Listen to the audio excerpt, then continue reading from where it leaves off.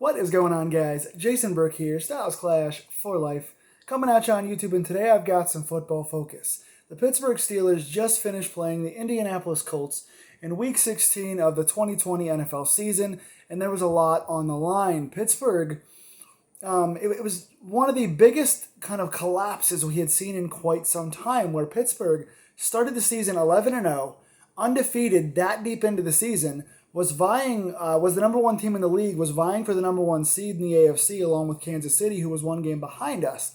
And over the last 3 weeks, Pittsburgh just fell into the absolute doldrums, where the defense got tired because they were on the field constantly. The offense couldn't even get first downs. Pittsburgh then went to lose 3 consecutive games to fall to 11-3 and become one of the worst 11-3 teams with the most anxiety points of any team that I have seen in years. I said to myself at a point in this game, Pittsburgh's offense may be the worst unit of any playoff team I've ever seen in my 27.5 to 28 years being a fan. I've been a fan of the Steelers for almost 28 years, been a Steelers journalist in some form or another, doing videos or different websites for 10 years. I've never seen a team that clinched a playoff spot that started in the NFL 11-0. Undefeated, looking for a perfect season, looking for a top seed. To then fall 3 games in a row and make you feel like the offense is the worst unit of any team in the league. In fact, Pittsburgh had not gotten more than 20 points in 4 straight games. Their stats were lower. All of their stats over the last 4 games in the last month, Pittsburgh had lower stats all across the board than the 1-win New York Jets team, who just got their first win last week, who were 1-12, 1-13. Pittsburgh was lower than them and had the worst offensive stats in the league over the last month. And this game started the same way. You almost saw me come out with my namesake on. I was going to be the Grinch again today. You were going to see the Grinch come out because this was the tale of 2 halves. It was another one of the worst halves offensively of our entire season. It was one of the worst complete halves we've had of the entire season. And there was nothing going for us whatsoever. It looked like we were going to get blown out by a better Colts team.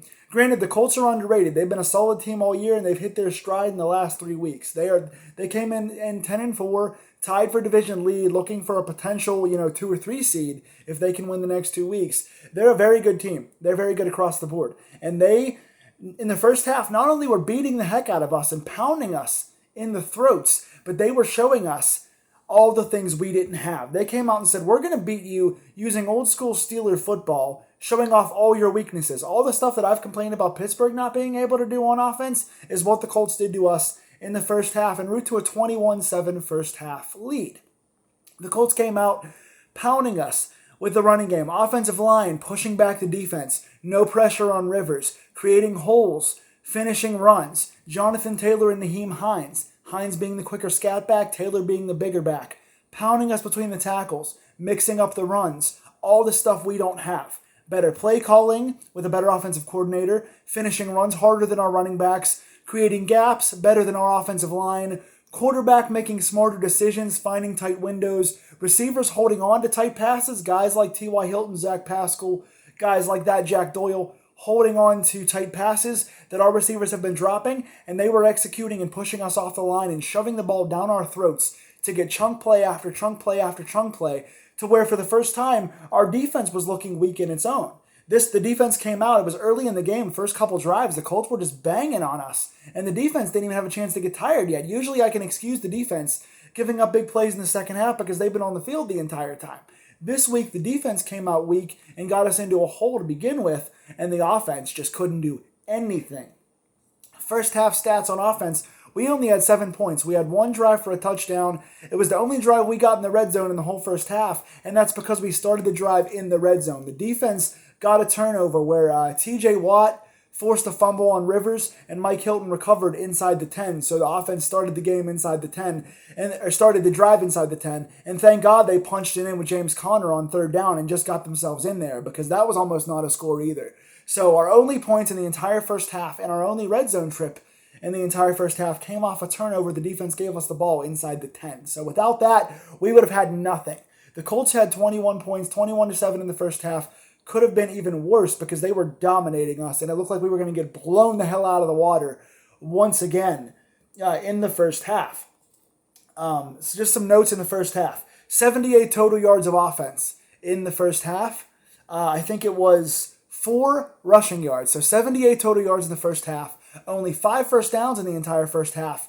4 rushing yards. 4 rushing yards. I can count that on this hand. I can use one hand. 1, 2, 3, 4. When a preschooler can count your rushing yards, there's a damn problem. When I can find 5 drunk friends of mine to stagger onto a field and dive into more first downs than this Steelers team can, there's a problem. The Colts defense is a solid defense. They're not bad, but they're not elite. They're not us. They shouldn't be able to hang with a Hall of Fame quarterback and these wide receivers. They were shutting us down because, once again, no physicality on the offensive line. Ben was getting pressured like crazy. Ben was making bad reads. They were calling the same short slants going across the middle of the field they always call. Teams now have learned to read that. We got away with that for the first 10 weeks of the season. Teams have learned that all we're going to do is do the inside shotgun handoff and draw a fake and pull back, and Ben's going to throw a 3-yard pass across the middle to Deontay Johnson or Juju Smith-Schuster. When you do that every week and that's all you can do, and there's no run game, and eventually your line gets banged up and gets tired, you're gonna get, people are gonna jump the routes, they're gonna tip the balls, which we've been seeing a lot of lately. You're gonna get incompletions. That stuff only works when you can actually run the ball and you can actually throw deep shots down the field. The defense was able to converge in the first half. Our offensive line wasn't able to block for the run or block for Ben's passing, so there's no run to speak of.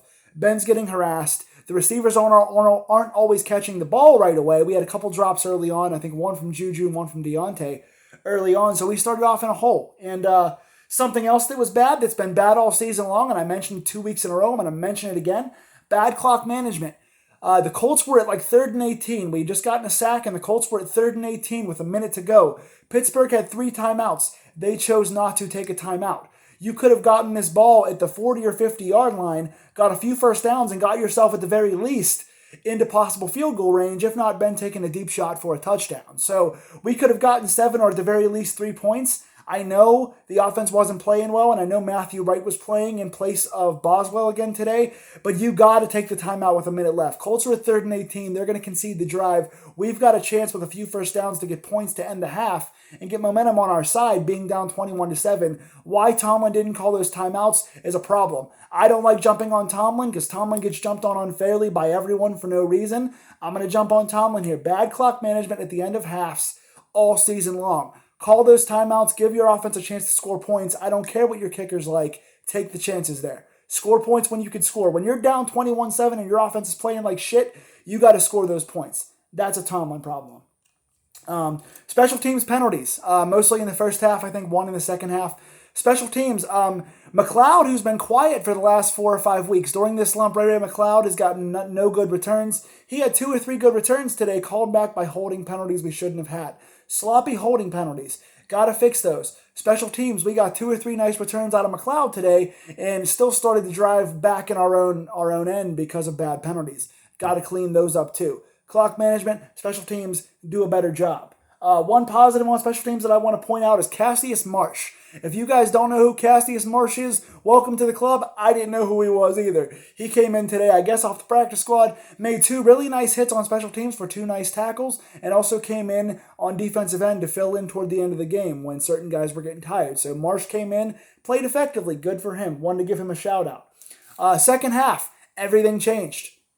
Pittsburgh finally realized just abandon the run because your formations aren't going to work anyway. Ben started taking shots down the field. It seemed like Ben was in hurry up because they were down. At that point, the Colts had scored another field goal, so it was 24-7. So Pittsburgh was down 3 touchdowns. All of a sudden, we start getting into hurry up where Ben started calling his own plays. Fiechner wasn't calling the plays. Ben was opening up and taking shots down the field. He was giving his wide receivers chances. Deontay Johnson wound up getting a deep touchdown on a deep ball on a 1-play drive, which was great.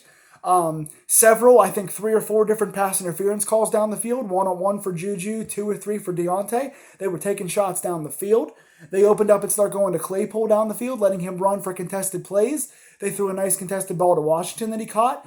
They finally were opening up their playbook, and I don't know why they weren't doing this all year long. People were looking at Ben like it was Ben's fault. In reality, it was the play calling. Yes, Ben's arm is banged up. Yes, he had a banged up knee. Yes, the wide receivers, namely Ebron and Deontay, were dropping balls. But you can't stop taking shots. When you've got talented guys, Juju's got sure hands. He's a great playmaker. Washington's got some of the most underrated hands, not only on the team, but in the NFL. Washington can make contested catches. Claypool is a big, fast, high target with a good high point and good hands. Deontay, yeah, he's inconsistent, but he's a really fast guy who can get up for the ball and make big plays like he did on the big touchdown today. Eric Ebron, yes, he has unsure hands, but he's a big frame that can box guys out. And when he catches the ball, he's very effective. Give your guys a chance down the field. As soon as they started doing that, Pittsburgh all of a sudden was a brand new team. 7 points in the red zone in the first half. They came out and scored 28 total in this game. They outscored the Colts after the Colts' first field goal drive to get it to 24-7. Pittsburgh wound up winning this game 28-24 on a 21-point rally. Pittsburgh wins the half 21-3 in the second half. The offense, again, when you start going down the field, that opens up your short passing game. It opens up your checkdowns to your running backs. It opens up your draw play, which Connor took a few times for nice plays. All of a sudden now you can run a little bit. You can throw your screens. You can do your short passing game. You can extend the drive on third downs. Pittsburgh was doing everything right in the second half because they were taking shots down the field, drawing penalties, and catching contested balls. Shout out, I'm going to read a bunch of wide receiver stats here as I go through the stat line because they were all getting shots and they were catching the ball. All of a sudden, they're spreading the ball around. They're looking downfield. They're opening up the defense. They're pushing back the safeties. They're giving the running backs a chance to catch the ball. Connor had a solid receiving second half in this game. That is what you do on offense. They were protecting Ben better in the second half on the offensive line. And defensively, going from 21 points in the first half to just 3 in the second half defensively, getting more sacks, getting more pressure on Rivers. Even when they weren't getting sacks, they were forcing Rivers to throw the ball out, which caused our 2 interceptions. They were making plays down the field. On defense, they were making plays. They were bouncing the wide receivers off the contested point. They were tackling the running backs on first contact instead of Taylor and Hines, who had like 130 combined yards and Taylor had 2 touchdowns. They were bouncing the running backs off, setting up third and longs, getting sacks early on in the down, setting up second and third and long for Rivers, and then making the ball get out of his hands faster was causing a lot of pass deflections. Very nice job by that front 7. Nice job changing up the blitzes. Nice job playing better in coverage. All around the board, Pittsburgh at a 21-3 half, jumps out, rallies from 21 down, and holds on to win this game. Pittsburgh has 4 great drives in the second half. One that stalls out on the 2-yard line. We got down to the first and goal and couldn't get it on 4th and goal. So one drive gets down to the 2. Then the field flips. Then the Colts are playing from behind on their side of the field. Then Pittsburgh comes down with 3 consecutive touchdowns. One running to Connor, I believe. 3 passing at that point. 3 consecutive passing touchdowns. Ben just out there looking like Ben of old, slinging the ball around, mixing it up, looking great. So all of a sudden now the defense gets pressure, the offense starts getting touchdown drives, and Pittsburgh looks like a dominant team again as they get to 12-3 and win the AFC North. Pittsburgh with this win wins their division and is back now at the number 2 seed because Buffalo at the time of this recording hasn't played yet. So Buffalo at 11-3, Pittsburgh at 12-3. They have the tiebreaker on us from beating us a few weeks ago, but we are currently back in the 2 seed. We've got a chance now to get as high as the 2 seed. We're not getting the 1. Kansas City clinched that. They are the 1 seed. They're getting the bye now. But Pittsburgh has a chance to go as high as 2 and will not go lower than 4 now because we have won our division. And we've beaten both Tennessee and Indianapolis now, which means we can't go lower than 3 seeds. So we're either getting the 2 or we're going to fall behind Buffalo and get the 3. So we've locked up one of the top 3 seeds in the division with this big rally win. Why does it take our team so long this week for the defense, but usually always for the offense? Why does it take us till we're down 21 points in the middle of the third quarter to start giving a damn? Why do we always get ourselves in a hole like this? Why do we always manage the clock bad? Why the bad penalties? Why the drops? Why the bad play calling? Why does it take Ben till the third quarter to start calling his own plays and shutting Fiechner up and getting the ball down the field? It should not make us rally from 21 points down. But with that being said, great second half, great effort, great division win. We deserve it for how we played for the first 11 weeks. minus the last 3. Here are your stats. I know we're going long today. Big Ben, 34 of 49, very efficient. 342 yards makes me happy to see. 3 touchdowns, no picks. Good decisions in the second half. A few balls in the first half could have been picked, but they weren't. Great decisions in the second half. Good spreading of the ball. Again, Ben, 34 of 49, 342, 3 touchdowns, no picks. Running game needs massive help. James Conner is our leader. 5 carries, 20 yards, and a touchdown. Yes, 20 yards is our rushing leader.